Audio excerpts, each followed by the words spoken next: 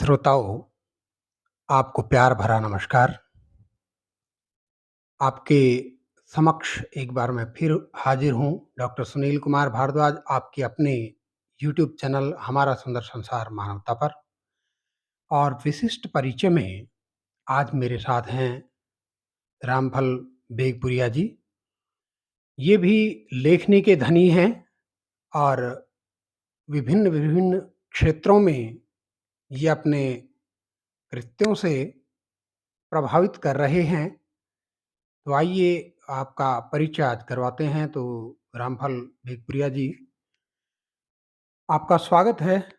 और आप थोड़ा-सा बताएँ, आप अपने नमस्कार जी। जीवन की शुरुआत किस प्रकार से हुई और क्या आपको वातावरण मिला, जिससे श्रोता जान सकें आपके बाल्यकाल और जीवन के विषय में कुछ?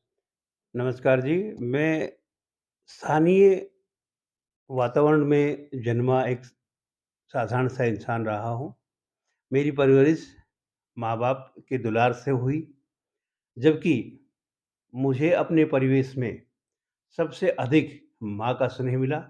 उनके मार्गदर्शन से मेरे अंदर कई प्रेरणाएँ जन्म लेकर उभरी, जिसमें से साहित्य ने उभर कर के जन्म लिया। साहित्य में चाहे वो बाल रूप हो, बाल रस हो, वीर रस हो, चाहे प्रेम योग हो या फिर भक्ति सागर की बात करें। तो जिस प्रकार से मैं बता रहा था, मेरे घर में साधुवाद का आना था और उन साधुवाद की कथनी से मैंने प्रेरणाएँ इस प्रकार से हासिल की कि जैसे कि बताया गया कि राम का परिचय देते हुए कहा गया कि एक राम दशरथ का बेटा, एक राम घट घट में लेटा, एक राम जग में पसारा और एक राम सबसे न्यारा। क्या बात! क्योंकि इसका अनुभव वही व्यक्ति बता सकता है आपको, जिसने अपनी अंतर आत्मा के अंदर प्रवेश किया हो और अंदर का अमृत चखा हो। जी, वही राम के बारे में, अंदर रमे हुए तरीके के बारे में आपको अवगत करा सकता है। अन्यथा किसी भी माध्यम से आप इस रूप को देख नहीं सकते। ये जितनी भी प्रतिमाएँ बनाई गई हैं, चाहे वो भगवान श्री राम ही क्यों ना हो, बाल्यकाल श्री कृष्ण ही क्यों ना हो, जी। उस माध्यम को देखते हुए साधुवाद ने ये कहा है कि जैसे इनके कर्म श्रेष्ठ थे, उनके कर्मों को देख कर के हम भी वैसे ही कर्मशील इंसान बने। जबकि हम एक निश्चित दायरे में होकर के बैठ गए कि मैं हिंदू हूँ, मैं मुसलमान हूँ, मैं ईसाई हूँ, मैं सिख हूँ और इस घेरे में बैठने का मतलब ये है कि हमने अपने तरफ एक परिधि बना दी और उस परिधि में सिर्फ सीमितता ही रह सकती हैं, विकास नहीं हो सकता। जी, क्योंकि ज्ञान का जो सागर है, वो अतुल्य स्रोत है। सागर का कोई अंतिम या प्रारंभिक छोर नज़र नहीं आता, उसी प्रकार से ज्ञान, आप एक छोटी-सी चींटी से ज्ञान ले सकते हैं।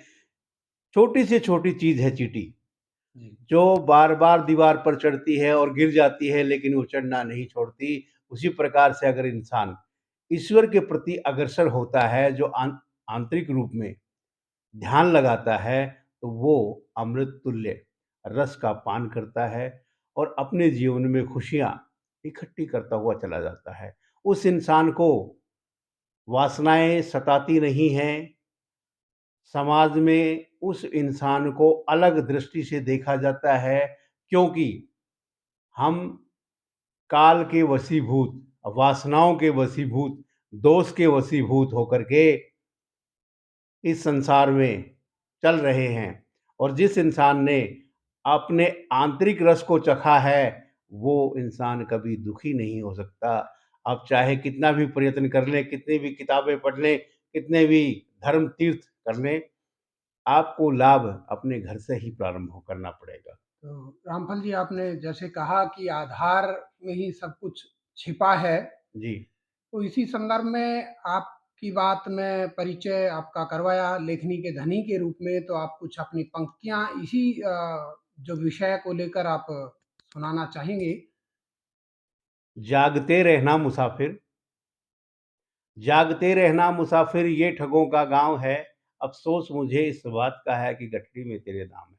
क्या क्योंकि कहा गया है इंसान के जो दाम बताया गया है वो ये अतुल्य शोले के अंदर जो आत्मा है वो एक दाम है। वो एक कर्म करने का, पुण्य कमाने का सबसे बढ़िया साधन बताया गया है। अगर हम उसकी तरफ नहीं चेतते हैं, तो हमारा संपूर्ण जीवन यूँ ही व्यर्थ चला जाता है। और जितने भी संत हुए हैं, साधुवाद में उठा कर के देख लीजिए, चाहे वो रविदास हों, चाहे नानक देव हों, यहाँ तक नानक जी ने कह दिया कि जागो रे जिन जागना, अब जागन की बार, फिर क्या जागे नानका जब सोए हंसा पैर पसार। क्या बात है! क्योंकि बहुत बार खूब। बार जगाने के लिए इसलिए कहा गया है, इंसान मद में, अहंकार में, लोभ में, वासना में वशीभूत होकर के सोया हुआ है।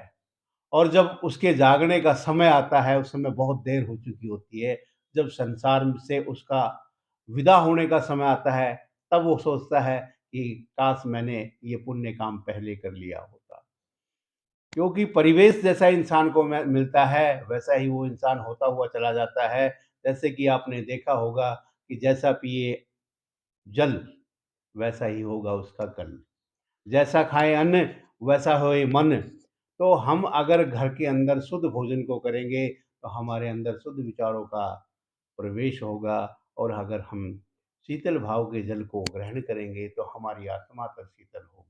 तो जैसा कि श्रोताओं आपको लग ही रहा है बातचीत से कि इन्होंने अच्छे संस्कार पाए, तो रामफल जी अपनी रचना प्रस्तुत करें, जो आपको अच्छी लगती है, जो आप श्रोताओं को संदेश देना चाहते हैं क्योंकि वीडियो काफ़ी लंबा हो जाएगा, इसलिए श्रोता हमारे साथ बड़े ही तन्मय भाव से जुड़े रहते हैं, तो आपकी रचना क्योंकि आप एक ज़िंदगी पढ़ें। में जीने के लिए किसी न किसी से प्यार करना पड़ता है। अगर जीवन का लेना हो आनंद, तो थोड़ा-सा इंतज़ार भी करना पड़ता है। करना पड़ता है। जी, क्योंकि पढ़िए। ज़िंदगी के इस दौर में मैं चला जा रहा था, ज़िंदगी के इस दौर में मैं चला जा रहा था, ना किसी का साथ चाह रहा था, बस यही सोच कर के मैं कदम बढ़ा रहा था कि वो मंज़िल करीब है। जी, कदम डगमगाना नहीं चाहता, पीछे हट जाना नहीं चाहता, बस यही सोच कर कि वो मंज़िल करीब है। भंवर में फँसा जा रहा हूँ, मुझे डर नहीं है डूब जाने का। जानता हूँ इस किस्मत के हाथों डुबाए जा रहा हूँ, फिर भी कदम बढ़ाए जा रहा हूँ, यही सोचकर कि वो मंजिल करीब है। अस्थियाँ खुद की जला रहा हूँ, राहें रोशन उनके लिए बना रहा हूँ, यही सोचकर कि वो मंजिल करीब है। बहुत खूबसूरत। जी। जी, तो और किसी दूसरे विषय की तरफ हम बढ़ें, क्योंकि आपने रचनाएँ जो रची हैं, उनका विषय भिन्न-भिन्न रहा है। तो दूसरे रंग में भी ढले वीर रस में यदि आप कुछ सुनाना चाहें, तो देशभक्ति वीर रस का कुछ आप पुट दिखाएँ? जैसा कि आप चाहते हैं, उसी उत्पत्ति को लेकर के मैंने एक रचना आपके सम्मुख रख रहा हूँ। तैर के मैं लाग रहा था बेड़ा, मैं मेरा छोरा पहुँच गया उड़े टांग के लंबा सा जोड़ा। क्या मैं छोरे ने खूब हंडाया और खूब घुमाया, बटे ने थोड़ी हाण में दिमाग दौड़ाया। एक आदमी उड़े गुड्डे बेचता पाया, छोरे ने झट पुलिसिये का गुड्डा ठाया। जी, दुकानदार भी था उस टाइम में अच्छा अगाया, सोचा और बोला, खाकी ई का सूट से, काले ई के बूट से, ले लो ने बाबूजी पूरे 50 का ही तो आवेगा। मूछा ने फरकावेगा, आँख यो दिखावेगा, थम लोगा ने डरावेगा। क्या बोले जा रहे अपने इन खिलौना पे इतरावे से, और आजकल तो बाजार में 5 रुपया मछली न पलसिया आवे से। क्या बात! दुकानदार व्यंग्य के देखिए आप। तेवर चढ़ गए, मैं मेरा छोरा आगे बढ़ गए। फिर छोरे ने दिमाग दौड़ाया, एक आदमी उड़ा फोटू बेचता पाया। छोरा बोला बाबू यो कौन सा हीरो से, इनके सामी तेरे सलमान और शाहरुख तो जीरो से। मैं बोला बेटा यो असली हीरो से, अंग्रेजा की जान ने कंट करा था, असेंबली में बम फोड़ के असली स्टंट करा था। क्या हीरोइन जी की मौत थी, गुलामी जी की सोच थी, घर-बार सुख चैन भूल गया, हँसते-हँसते फांसी झूल गया। आरी जी के कारण इस देश में या बाहर से, साच कहूँ सु लाडले यो भगत सिंह सरदार से। बोलो ओहो! हाड़े तो रोल से, तू बकावे से बब्बू, यो तो बॉबी देओल से। मैं आसमान के नी लखाया, मने शहीद भगत सिंह नजर आया। पहली वसु अपनी गलती पर शर्माया, जो इन बालकां ताई तेरी बलिदानी का पाठ नहीं पढ़ाया। भगत सिंह मारी नीयत में खोट से, फांसी के फंदे ते भी लागी तेरे गहरी चोट से। सुन लो मेरे देशवासियों और युवा साथियों, इन शहीदां ने ना भुलइयो। अपने घर के किसी कोने में इनका छोटा सा फोटो जरूर लाइयो। जब भी संगीत उठे थारे दिल में, थम यो है गाना गाइयो। मेरा रंग दे बसंती चोला, मेरा रंग दे बसंती चोला, ओ रंग दे बसंती चोला, मेरा रंग दे बसंती चोला। पहले क्यों नहीं बोला, मेरा रंग दे बसंती चोला। क्या बात है! जी सर। तो बहुत ही बेबाक आप लिखते हैं, बोलते हैं और बड़ी ही खूबसूरती आपके साथ ये देखी कि आप किसी प्रकार की कोई चिट, कोई डायरी अपने साथ नहीं रखते और मौखिक रूप से आप अपनी जो रचनाएँ हैं उनको कहते हैं, पढ़ते हैं, बोलते हैं। तो आप रंग बदल कर एक बार और थोड़ा-सा अपना दिखाएँ श्रोताओं को कि किस प्रकार का आपके कोश में। ना खाना पीना जीने नू, ना खाना पीना जीने नू, ना जीना खाना पीने नू, लख लानता हूँ कमीनू नू जेड़ा खांदा पींदा मर जांदा वे। क्या बात है! पंजाबी में भी आप इस प्रकार से बड़े ही सरल भाव से कहते हैं। जी। जैसा कि बताना चाहूँगा, मैं गयो बठे राजस्थान के मायने, तो एक आदमी मासे बोलियो, "अरे भैया, ए हरियाणा का आदमी है न, ए जी का घोड़ू है।" मैं कहो, क्या बात! "कातई? भाया कातई?" तो वो मने कहबा लाग्यो क इन लोगां कियां वाणी को प्रश्न कर लियो, जवाब उल्टो ही देवे। उल्टो ही दे।